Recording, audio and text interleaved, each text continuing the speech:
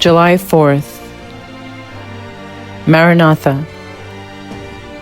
The United States in prophecy. I beheld another beast coming up out of the earth, and he had 2 horns like a lamb, and he spake as a dragon. Revelation 13 verse 11. One nation, and only one, meets the specifications of this prophecy. It points unmistakably to the United States of America.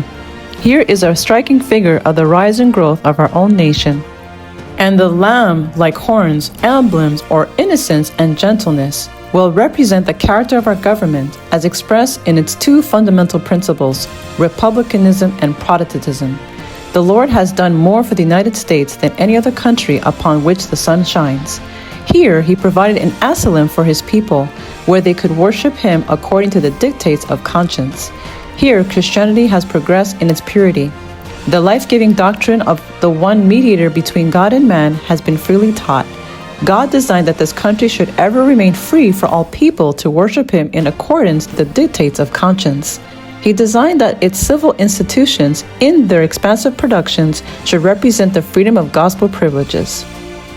But the enemy of all righteousness has designs upon God's purpose for this country. He will bring in enterprises that will lead men to forget that there is a God. Worldliness and covetousness, which is idolatry, will prevail through the working of the arch-deceiver, till the law of God in all its bearings shall be made void. I have been shown that Satan is stealing a march upon us.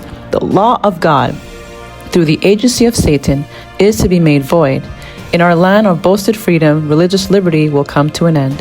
When our nation in its legislative councils shall enact laws to bind the consciences of men in regard to their religious privileges, enforcing Sunday observance, and bringing oppressive power to bear against those who keep the seventh-day Sabbath, the law of God will, to all intents and purposes, be made void in our land, and national apostasy will be followed by national ruin. Maranatha, July 4th.